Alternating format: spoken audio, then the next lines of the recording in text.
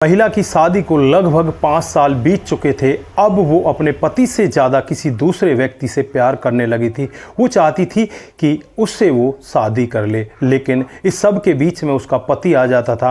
वो तलाक भी नहीं लेना चाहती थी। वो चाहती थी कि तलाक लेंगे तो बदनामी होगी, कोई ऐसा काम किया जाए, सांप भी मर जाए लाठी भी ना टूटे, वो ऐसा ही कुछ चाहती थी।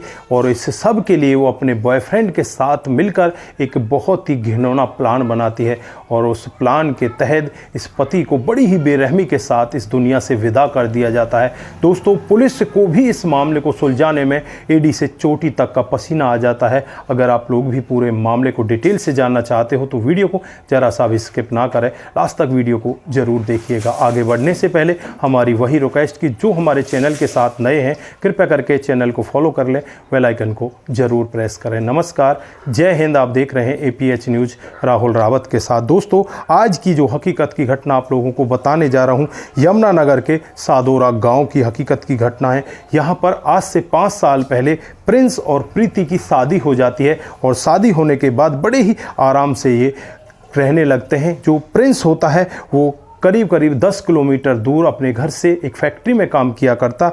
सुबह 10 बजे निकलता और रात को 9 बजे आया करता। यहाँ पर जो प्रीति है वो अपने घर पर रहा करती। दोस्तों, धीरे धीरे समय बीतने लगता है और फिर साल 2024 आ जाता है। साल 2024 में प्रिंस का एक दोस्त बनता है जिसका नाम हैप्पी होता है और हैप्पी के साथ उसकी दोस्ती इस तरह से आगे बढ़ जाती है। जो हैप्पी होता है इनके घर तक जाने लगता है। एक दिन का वाकया होता है जब हैप्पी प्रिंस के साथ उसके घर जाता है और पहली बार प्रिंस की पत्नी प्रीति को देखता है तो बस देखता ही रह जाता है। आंखों ही आंखों में एक दूसरे से मानो इन दोनों ने बातचीत कर ली है। दोस्तों, जैसे ही अगला दिन आता है, अगला दिन यहाँ पर हैप्पी अपनी नौकरी पर ना जाकर सीधे प्रिंस के घर पहुँच जाता है और वहाँ प्रीति से बातचीत करने लगता है। थोड़ी देर ही यहाँ पर बातचीत होती है। बातचीत के बाद इन दोनों के साथ आपस में संबंध बन जाते हैं। दोस्तों, ये पहली बार ऐसा देखने में आ रहा है कि पहले कोई बातचीत नहीं है और दोनों एक दूसरे के साथ बातचीत होने से पहले एक दूसरे के साथ संबंध बन जाते हैं और फिर यहाँ पर ये आपस में एक दूसरे का नंबर ले लेते हैं। दोस्तों, धीरे धीरे करके समय बीतने लगता है और समय लगभग 1 साल का बीत जाता है। दोस्तों, मार्च 2025 आ जाता है और मार्च 2025 में एक दिन जो प्रीति होती है वो यहाँ पर जो इसका नया बॉयफ्रेंड बन जाता है हैप्पी, उससे बातचीत करने लगती है कि मैं तुम्हारे साथ शादी करना चाहती हूँ, लेकिन शादी करूँ तो कैसे करूँ, मेरा पति हमारे बीच में आ जाता है। मैं ये भी नहीं चाहती कि इससे तलाक ले सकूँ, क्योंकि अगर मेरे और इसके बीच में कोई झगड़ा नहीं है तो तलाक का तो कोई कारण बनता ही नहीं है। मैं तलाक भी नहीं ले पा रही हूँ, मैं करूँ तो क्या करूँ। फिर यहाँ पर प्रीति एक दिन ऐसा निर्णय लेती है, वो यहाँ पर हैप्पी से कहने लगती है कि क्यों ना ऐसा किया जाए कि इस प्रिंस को रास्ते से हटा दिया जाए। दोस्तों, 25 अगस्त 2025 का दिन चुना जाता है। यहाँ पर जो हैप्पी होता है अपने एक दोस्त को और अपने साथ ले लेता है और करीब करीब रात को 8 बजे जंगल के रास्ते में एक रोड लेकर ये दोनों खड़े हो जाते हैं। दोस्तों, यहाँ पर जो प्रीति होती है अपने पति के पास फ़ोन करती है और उससे कहती है कि काफ़ी समय हो गया,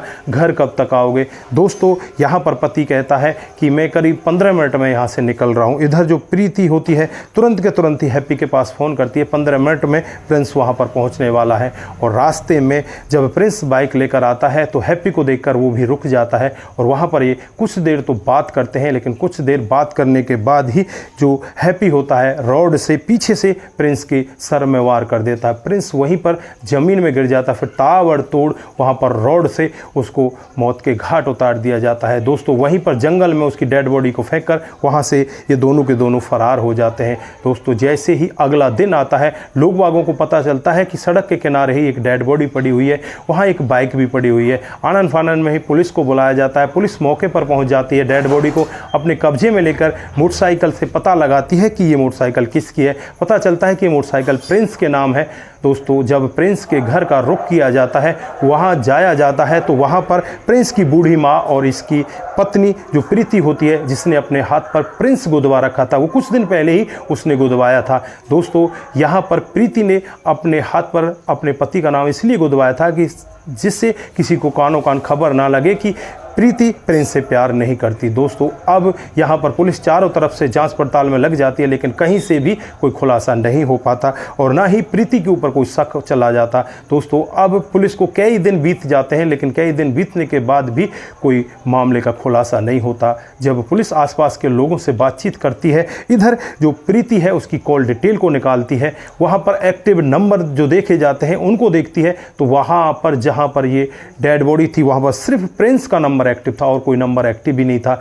यहाँ पर ये दोनों के दोनों अपने साथ कोई फ़ोन नहीं लेकर जाते और ये मामला अब और भी ज़्यादा उलझता चला जाता है। पुलिस आसपास के लोगों से भी बातचीत करती, सीसीटीवी कैमरे खंगालती, लेकिन कहीं से भी कोई खुलासा नहीं हो पाता। फिर एक दिन पुलिस के पास एक नंबर से फ़ोन आता है और उससे यही कहा जाता है कि साहब जो प्रीति है उसके अवैध संबंध एक लड़के के साथ थे जिसका नाम हैप्पी था।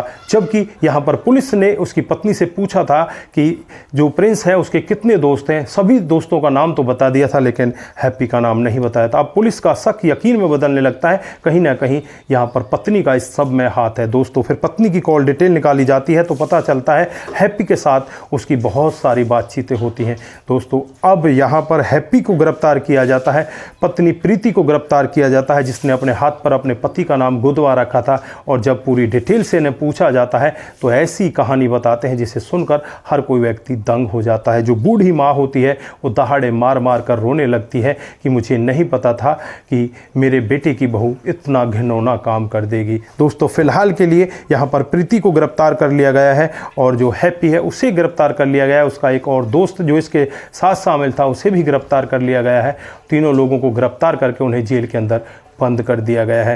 दोस्तों यहाँ पर सोचने वाली बात कि अवैध संबंधों के चलते हुए कितने बड़े बड़े कांड हो जाते हैं। यहाँ पर अगर पत्नी अपने पति से अलग होना चाहती थी तो उसे तलाक ले सकती थी, लेकिन यहाँ पर वो यही सोचती है कि अगर इससे तलाक ले लिया तो हमारी बदनामी हो जाएगी। अब कौन सी उसकी बदनामी नहीं हो रही, अब तो पूरे जहाँ में ये पता चल गया कि उसके अवैध संबंध थे जिसकी वजह से उसने अपने पति को रास्ते से अपने प्रेमी से हटवा दिया। तो दोस्तों यहाँ पर आप लोग क्या कहना चाहते हैं? ऐसे ऐसे कांड भी हमारे समाज के अंदर हो रहे हैं। आपकी जो भी राय है एक बार कमेंट बॉक्स में ज़रूर दीजिएगा। आज के लिए बस इतना ही, फिर मिलते हैं किसी नए मोड के साथ। तब तक के लिए आप अपना ख्याल रखें, परिवार का ख्याल रखें, सतर्क रहें, सावधान रहें। नमस्कार, जय हिंद,